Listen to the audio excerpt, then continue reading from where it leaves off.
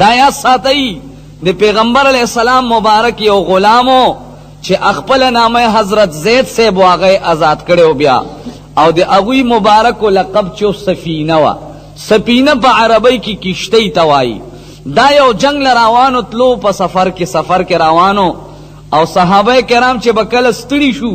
نو په د باندې به خپل سامان ورواچولو بیا چې به دمو شو دنه به خپل سامان واغشتو نو حضور مبارک ورته فرمایل انت السفینه تس کشتی سه چې خلق د ستړي شي پتا خپل سامان واچي چې بیا دمو شي به در نه واخلي دا سفینه صاحب مبارک اورز لار ته نه غلطه شو په بل لار لاړ زنګل ته ورګټ چې زنګل ته ورګټ شو زنګل کې یو ازمریو بس د ښکار په طلب کې ناست چې چرته بخکار وي چې دا خېټه مې مړی شي دا سفینه صاحب چې کله په زنګل کې ولیدو ډېر په خوشحالۍ د مخې راغو سفینه صاحب چې زمري ته وکتل چې دا خو په ما باندې حمله کوي اواز یې ورته وکړ وازمریه پام کوا ګوره په ما باندې حمله نکی ما مات نکی تما پیجنیو کنا زد سرور کونین مبارک آزاد کر د غلام ما او کپ ما د حمله کنو ته ډیر نقصان شي وای چې ازمری ته مې دا ویلی قسم دې لکې راته خذولا زمان مخکراوان شو او د زنګل نه د وتو لارې راته سیدکا یاره جی یو ځان د پیغمبر علیہ السلام غلام کړي دي زمریم خادمان دي زناورم خادمان دي خدایا اغه پیغمبر علیہ السلام سره منورم مینا پیدا کې مینو آئے رونو پاخر کې درته دا یو خبره کوم ان شاء الله تاسو مستړی کارنده خلګي چې ټیک تشبیه ډیری لوی دي خو چې مقررین پکې دوشي نو عوامو ته لږ تکلیف شي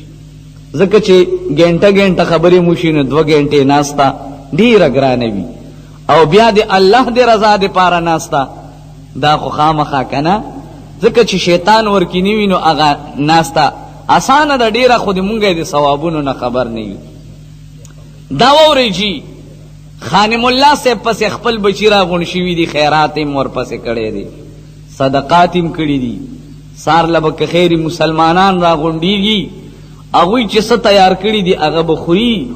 او بیا وداله سن الله ته چته خدای خیرات قبول کی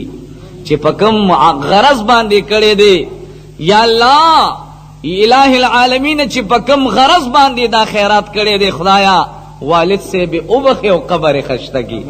نو چې دا دعاګانې او دا ثوابونه دی هغه قبر تلاړ شي نو هغه که بچو نه خفه شوی په اخوا دی خوا څه خبرو زړه کې سخفغان پیدا شوی خدای ته دعا وکړي خدای ما خپل بچی بخیلی ما خپل بچی ها ما ګوره چا درته یاد ده نو بل سره غواړي به سره غواړي او چې به درته وکم نو نیوی ووري خیر دی دا ووري جی د مور پلار چې څومره قدر کولی شي څومره احترام کولی شي څومره عزتونه کولی شي قبر کې بدر نه ډیر خوشحالي په ژوند بدر نه ډیر خوشحالي او دا یا ساتیرونو د مور پلار پیغمبر علیہ السلام مبارک له صحابي راغو ورته قربان یا رسول الله صلی الله علیه وسلم ما می په مور د ما مور ډیر زوی پښوی دا او داسې حج می پیوکا چې خپل شاته می تړلی وو د بیت الله شریف نه می تاوله طوافونه می پیوکا صفا مروه کې می وګرځولا منا او عرفات او مزدلفه شریفه ته می راوړه په مور باندې می حج کو قربان هغه دومره کمزوري دا چې سری خیرن شي زور لسر وینځم چې جامې ګردمنی شي زور ته جامې بدلوم ار یو خدمت دی هغه مور زکوم نو قربان دی حق نه زخلا شویم کنا اوس هم را باندې شتا پیغمبر علیہ السلام مبارک میں ورته فرمائی او زما صحابی دا خو پتا یو حج کو کدا سی پتا ډیر حجونو کی ته د مور د حق نه نخلاصيږي کدا سے تډیر خدمتونو کې ته د حق نه نخلاصيږي. صحابي مبارک دل تغلیش جناب رسول الله میں ورتوی و صحابی واقعیده چې تا د مور خدمت کو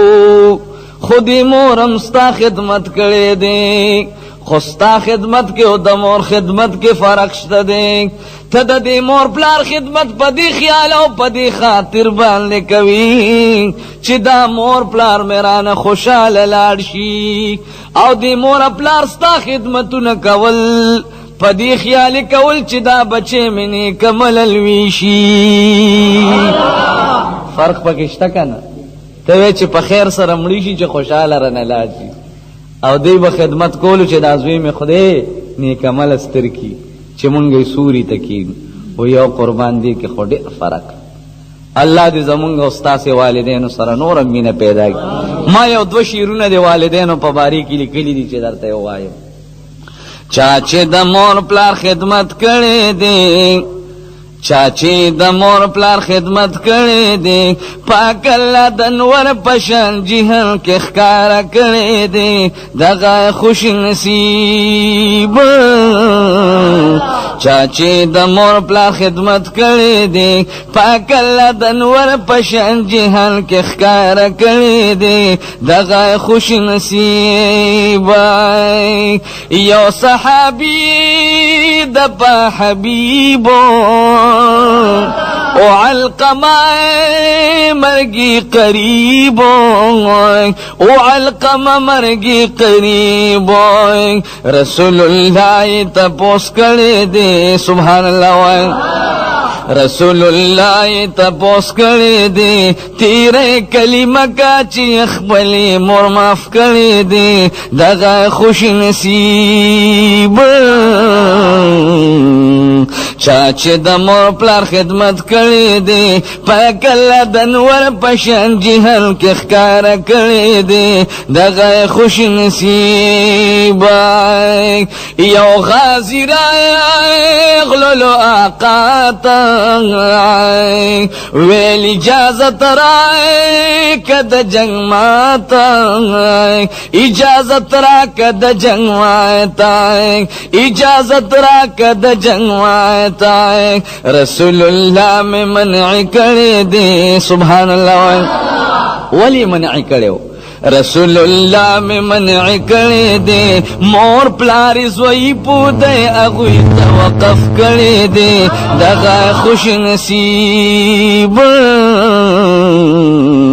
چاچے د مور پلار خدمت کړي دي پاک الله د انور پشان جهان کې ښکارا کړي دي دغه خوش نصیب. یا عبد الباقی چنن خوشحال دی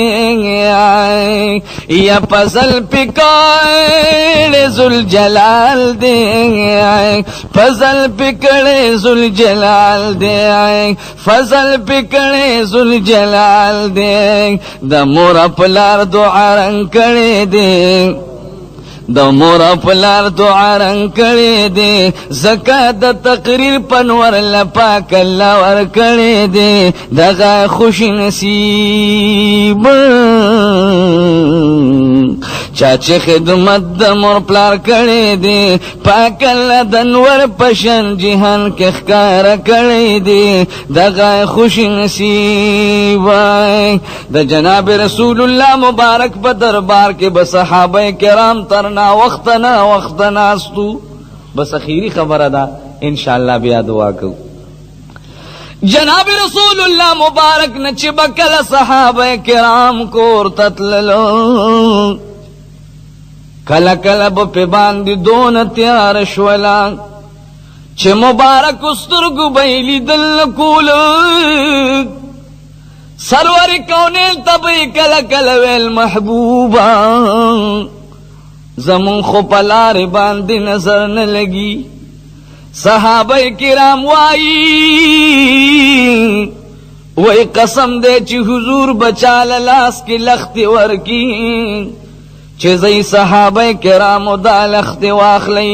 وی اغا لختو بلک دا بیٹ رینو دا ٹار چنو رنا گانی کولی چې کوم صحابي به کور ته ور داخل شو بس هغه لختې به رڼا پرېښود. یاره هغه داسې ښکلی محبوب و چې الله ورله لوی شان او لوی مقام او لوی مرتبې ورکړي وي.